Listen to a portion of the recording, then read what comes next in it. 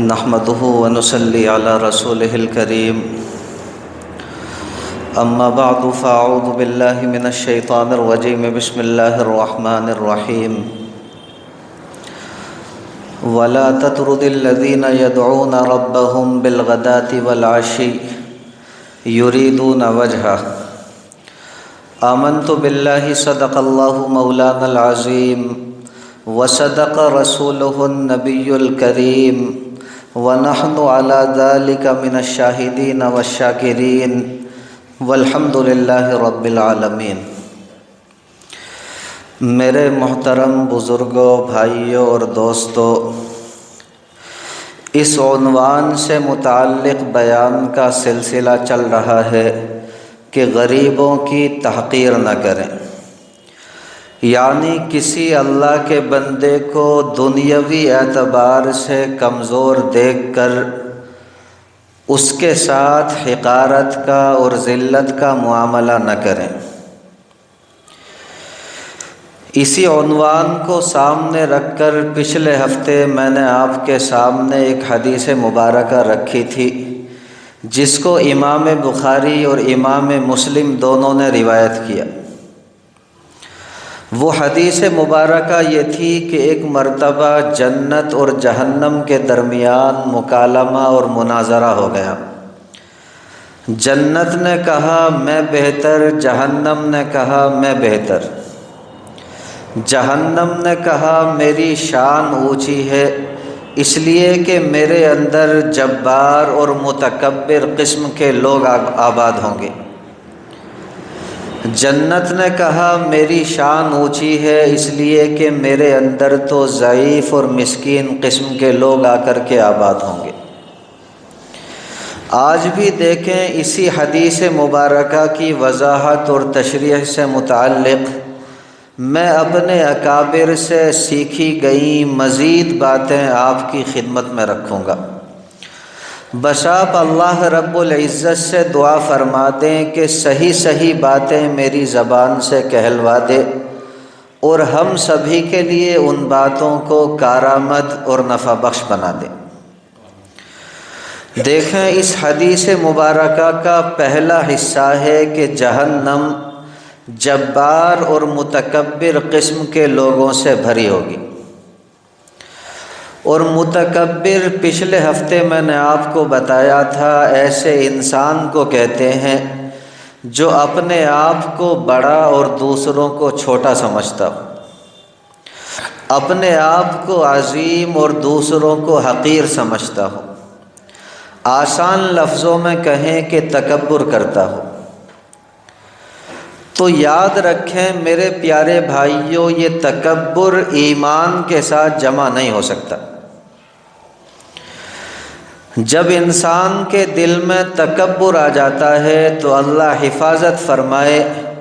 بعض اوقات ایسا ہوتا ہے کہ انسان کے ایمان کے بھی لالے پڑ جاتے ہیں۔ یہ تکبر ہی تھا میرے پیارے بھائیوں جو ابلیس اور شیطان کو لے ڈوبا۔ اس سے اتنا کہا گیا تھا کہ سجدہ کر، بس اس کے دل میں دماغ میں یہ بات آ گئی کہ میں آگ سے بنا ہوا ہوں اور یہ آدم علیہ السلام مٹی سے بنے ہوئے ہیں، یعنی ان کی حقارت دل میں آ گئی اور اپنی بڑائی اس کے دل میں آ گئی۔ نتیجہ آپ کے سامنے ہے کہ ساری زندگی کے لیے راندہ درگاہ ہو گئے، اسے ساری زندگی کے لیے مردود قرار دے دیا گیا۔ تو یہ تکبر میرے پیارے بھائیوں اتنی بڑی اور اتنی بری بلا ہے۔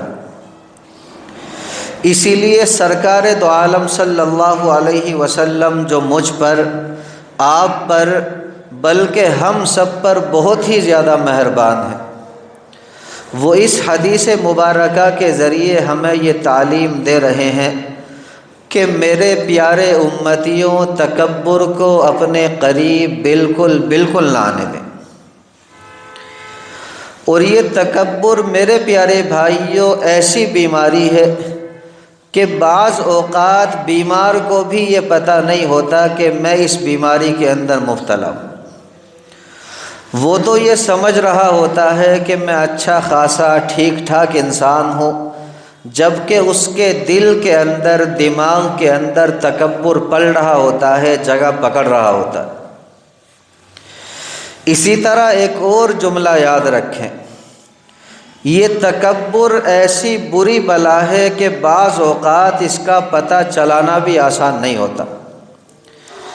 اس لیے یہ مشورہ دیا جاتا ہے کہ کسی اللہ والے سے اپنا اصلاحی تعلق قائم کرے، کسی اللہ کے بندے سے اپنا ناطہ رشتہ جوڑیں، کسی شیخ کامل سے اپنا اصلاحی تعلق قائم کریں، اور پھر اس سے اپنی اصلاح کرائیں، اپنا روحانی علاج کرائیں۔ برا نہ ماننا میرے پیارے بھائیوں، آج کل لوگوں نے تعویذ گنڈوں کا نام روحانی علاج رکھ لیا کہ تعویذ کرا لیے، گنڈے کرا لیے، دم درود کرا لیا۔ آج اسی کو میرے پیارے بھائیوں روحانی علاج کہا جاتا ہے، جبکہ صحیح معنوں میں یہ روحانی علاج نہیں ہوتا، بلکہ روحانی علاج یہ ہے کہ ہمارے دلوں کے اندر جو بیماریاں ہیں، جیسے تکبر ہے، حسد ہے، اسی طرح بغض و عداوت ہے، اسی طرح دشمنی ہے، ان بیماریوں کے علاج کے لیے، ان بیماریوں کی اصلاح کے لیے کسی اللہ والے یا پھر آپ کہیں کہ کسی شیخ کی طرف رجوع کیا جائے۔ پھر وہ اللہ کا نیک بندہ اپنی ایمانی فراست سے پتہ لگاتا ہے کہ اس بندے کے دل کے اندر تکبر ہے نہیں ہے، اگر ہے تو پھر اس تکبر کے علاج کا آسان سے آسان طریقہ کیا؟ پھر وہ اپنے تجربے سے اس بندے کے حالات کے مطابق اس کے لیے آسان علاج تجویز کرتا ہے، اور اس بزرگ کی بتائی ہوئی تجویز کے مطابق زندگی گزارنا، اس بزرگ کی بتائی ہوئی تجویز کے مطابق عمل کرنا، میرے پیارے بھائیوں در حقیقت اسی کا نام بیعت کہلاتا ہے۔ آج کہتے ہیں نا کہ فلاں بندہ فلاں بزرگ سے بیعت ہے، تو اس کا مطلب یہی ہوتا ہے کہ وہ فلاں بزرگ سے اپنا اصلاحی تعلق قائم کیے ہوئے، یعنی جب بھی وہ کسی بات کو لے کر کسی کشمکش اور جد و جہد میں مبتلا ہوتا ہے تو فوراً اپنے شیخ سے رابطہ اور تعلق قائم کرتا ہے، اور وہ اللہ کا نیک بندہ، وہ شیخ اپنے تجربے سے بتا دیتا ہے کہ بھائی کیا بات صحیح ہے اور کیا غلط ہے، اور تمہیں کس بات کو اپنانی چاہیے، اور کس بات کو اپنا کر تم دنیا میں بھی عزتیں کماؤ گے اور آخرت میں بھی اللہ رب العزت کے یہاں عزتیں تمہارا ٹھکانہ بنیں گی۔ اللہ رب العزت عمل کی توفیق مرحمت فرما دے۔ دیکھیں اس حدیث مبارکہ کا دوسرا حصہ ہے کہ جنت جو ہے وہ ضعفاء اور مسکین قسم کے لوگوں سے بھری ہوگی، یعنی ایسے لوگ جن کو تم دنیا کے اندر بے حقیقت سمجھتے ہو، جیسے غریب غربا، اسی طرح فقیر فقراء، اسی طرح معمولی حیثیت والے، اسی طرح معمولی کپڑے پہننے والے، ایسے لوگ کہ عام طور سے جن کی جانب توجہ نہیں دی جاتی، ایسے لوگ عام طور سے جن کی جانب دھیان نہیں دیا جاتا، لیکن ایسے لوگ اکثر و بیشتر اللہ رب العزت کے بڑے قریب ہوتے ہیں۔ ایسے لوگوں کے دلوں کے اندر اللہ رب العزت کی عظمت، اللہ رب العزت کی محبت رچی بسی ہوتی ہے۔ ایسے لوگوں کے دلوں کے اوپر اللہ رب العزت کی رحمتیں نازل ہو رہی ہوتی ہیں، اور میرے پیارے بھائیوں ایسے لوگ ہی اکثر جنت کے اندر داخل ہوں گے۔ آپ میرے پیارے بھائیوں قرآن مقدس کھول کر کے دیکھیں، آپ قرآن مقدس کے اندر انبیاء کرام علیہم الصلاۃ والسلام کے واقعات پڑھیں، آپ کو پتہ چلے گا کہ اس دنیا کے اندر جتنے بھی انبیاء کرام علیہم الصلاۃ والسلام تشریف لائے، ان سب کی اتباع کرنے والے، ان سب کے پیچھے چلنے والے یہی غریب غربا، یہی مسکین اور یہی کمزور قسم کے لوگ تھے۔ یہی وجہ ہے کہ ہر دور کے اندر مشرکین یہ اعتراض کیا کرتے کہ ہم ان لوگوں کے ساتھ کیسے بیٹھ جائیں، ان میں سے کوئی بندہ تو مچھلی پکڑنے والا ہے، ان میں سے کوئی بندہ بڑھئی کا کام کرنے والا ہے، ان میں سے کوئی بندہ مزدوری کرنے والا ہے، ان میں سے کوئی بندہ معمولی پیشہ اختیار کیے ہوئے ہے، یعنی دنیاوی اعتبار سے یہ کوئی بڑا مقام اپنے ساتھ نہیں رکھتے، اس لیے ان کے ساتھ بیٹھنا ہماری شان کے خلاف۔ لیکن یاد رکھیں اللہ رب العزت نے ایسے ہی لوگوں کے اوپر جن کو دنیا کے اندر کمزور سمجھا جاتا ہے اپنا فضل عطا فرمایا، اور ایسے لوگوں کو وہ مقام عطا فرمایا، وہ مقام نصیب فرمایا کہ دوسرے لوگ اس مقام کو ترستے رہے۔ اس لیے کہتا ہوں کہ میرے پیارے بھائیوں،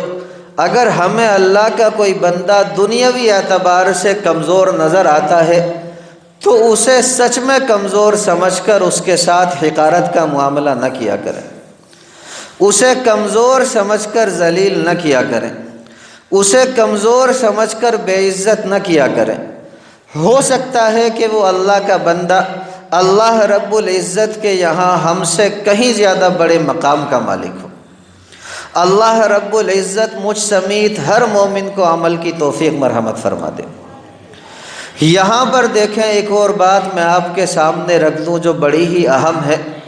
اور جس کا ہم سبھی کے سامنے آنا بڑا ہی ضروری ہے۔ اس کو جتنی ہی توجہ کے ساتھ سنیں گے سمجھیں گے انشاءاللہ ثم انشاءاللہ بات کا سمجھنا ہمارے لیے بڑا آسان ہو، ورنہ میں سمجھوں گا میرے پیارے بھائیوں کہ میری جو بات ہے وہ مکمل نہیں ہوئی بلکہ ادھوری رہ گئی۔ اس لیے توجہ کے ساتھ اس بات کو سنیں بھی اور سمجھیں بھی۔ دیکھیں اس حدیث مبارکہ کے اندر سرکار دو عالم صلی اللہ علیہ وسلم نے دو الفاظ ارشاد فرمائے، ایک ہے ضعفاء اور دوسرے ہے مساکین، اور دونوں کے بارے میں یہ فرمایا کہ جنت جو ہے وہ ضعفاء اور مساکین سے بھری ہوگی۔ دیکھیں ضعفاء کے معنی آتے ہیں ایسے لوگ جو جسمانی اعتبار سے بھی کمزور ہوں، مالی اعتبار سے بھی کمزور ہوں، رتبے کے اعتبار سے بھی کمزور ہوں، منصب عہدے اور مرتبے کے اعتبار سے بھی کمزور ہوں۔ اور دوسرا لفظ ہے مساکین، یہ لفظ مسکین کی جمع ہے، اور مسکین کے میرے پیارے بھائیوں دو معنی آتے ہیں۔ ایک تو مسکین اس شخص کو کہتے ہیں جس کے پاس روپیہ پیسہ مال و دولت نہ ہو، آسان لفظوں میں کہیں کہ مفلس ہو، اور دوسرے مفلس اس شخص کو کہتے ہیں کہ اس کے پاس مال و دولت ہو نہ ہو لیکن اس کے مزاج کے اندر مسکینی ہو، اس کی طبیعت کے اندر مسکینی ہو۔ اب آپ دیکھیں ایک بندہ بڑا ہی مالدار ہے، اللہ رب العزت نے اسے خوب مال و دولت سے نوازا ہے، لیکن ساتھ ساتھ اس کی طبیعت کے اندر بھی مسکینی رکھ دی، ساتھ ساتھ اس کے مزاج کے اندر بھی مسکینی ہے۔ وہ بندہ مالدار ہونے کے باوجود ذرہ برابر تکبر نہیں کرتا، بلکہ مسکینوں کے ساتھ اٹھتا بیٹھتا ہے، مسکینوں کے ساتھ کھاتا پیتا ہے، اللہ رب العزت کے ہر بندے سے محبت رکھتا ہے، کسی بھی غریب اور کمزور انسان کو کمزور سمجھ کر اس کے ساتھ حقارت کا اور ذلت کا معاملہ نہیں کرتا۔ ایسا آدمی بھی میرے پیارے بھائیوں اس بشارت میں داخل ہوگا جو اس حدیث مبارکہ میں بیان کی گئی کہ جنت جو ہے وہ ضعفاء اور مساکین سے بھری ہوگی۔ آسان لفظوں میں کہیں کہ یہ بندہ بھی مسکین کی جماعت میں داخل ہوگا۔ اس لیے ہمارے دلوں کے اندر یہ شبہ اور یہ اعتراض بالکل نہ آئے کہ ہر وہ بندہ جو مالدار ہو، خوشحال ہو، وہ جہنم کے اندر ضرور جائے گا۔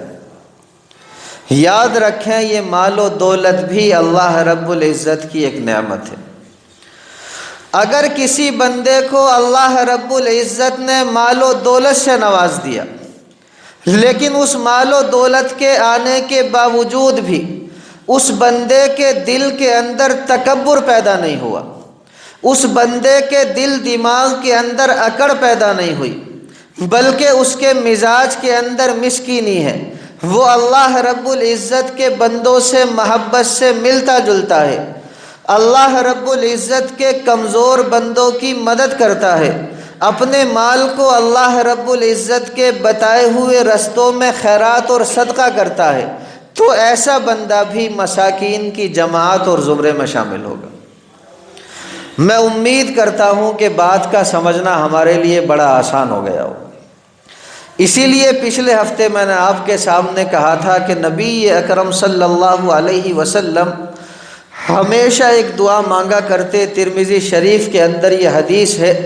کہ اللہم احیینی مسکینا، اے اللہ آپ مجھے مسکین بنا کر کے زندہ رکھنا، وامتنی مسکینا، اور مسکین بنا کر کے موت دینا، واحشرنی فی زمرۃ المساکین یوم القیامہ، اور کل آخرت میں میرا حشر بھی آپ مسکینوں کی جماعت کے ساتھ کرنا۔ جبکہ آپ دیکھیں ایک دوسری حدیث مبارکہ ہے جو ابو داؤد شریف کے اندر ہے، اس حدیث مبارکہ کے اندر آتا ہے کہ سرکار دو عالم صلی اللہ علیہ وسلم نے یہ دعا مانگی، اللہم انی اعوذ بک من الفقر والقلہ، کہ اے اللہ میں آپ کی پناہ مانگتا ہوں فقر سے، یعنی محتاجگی کی زندگی سے اور مال کی کمی سے۔ تو دیکھیں حدیث مبارکہ سے پتہ چلتا ہے کہ نبی اکرم صلی اللہ علیہ وسلم نے مسکینی کی تو دعا مانگی ہے کہ اللہ آپ مجھے مسکین بنا کر کے زندہ رکھیں اور مسکین بنا کر کے ہی موت دیں، اور فقر سے نبی اکرم صلی اللہ علیہ وسلم نے پناہ مانگی ہے۔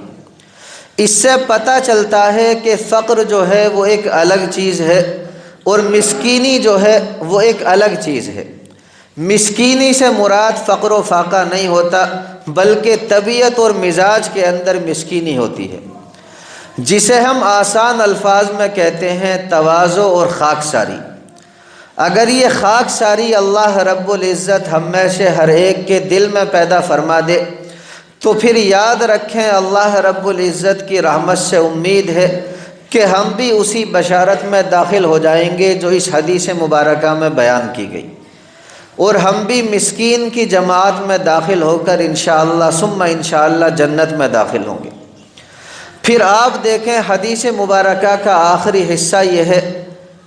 کہ اللہ رب العزت نے جنت اور جہنم کے درمیان اس طرح فیصلہ فرما دیا کہ جنت سے کہا کہ جنت تو میری رحمت کا نشان ہے،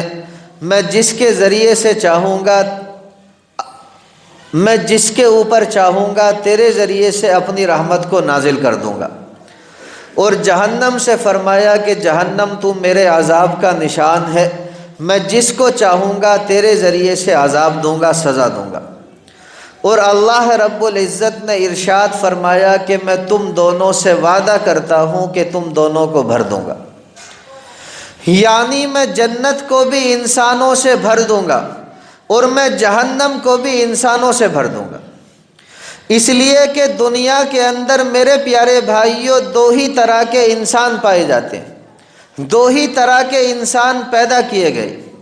ایک وہ ہیں جو جنت کے حقدار ہیں اور جنت والے اعمال کرنے والے ہیں،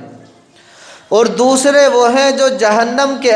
حقدار ہیں اور جہنم والے اعمال کرنے والے ہیں۔ اس لیے کہتا ہوں اللہ رب العزت سے ہمیشہ دعا کیا کریں کہ اللہ رب العزت ہمیں جنت والے اعمال کرنے کی توفیق دے اور ہم سب کو بھی جنت کا حقدار بنائے۔ آخر میں ایک چھوٹی سی حدیث مبارکہ میں آپ کے سامنے رکھتا ہوں اور اپنی بات کو مکمل کر دیتا ہوں۔ دیکھیں بخاری شریف کے اندر یہ حدیث ہے، بخاری شریف کے اندر یہ حدیث مبارکہ ہے، اور اس حدیث مبارکہ کے راوی ہیں حضرت ابو ہریرہ رضی اللہ تعالی عنہ۔ وہ فرماتے ہیں کہ سرکار دو عالم صلی اللہ علیہ وسلم نے ارشاد فرمایا،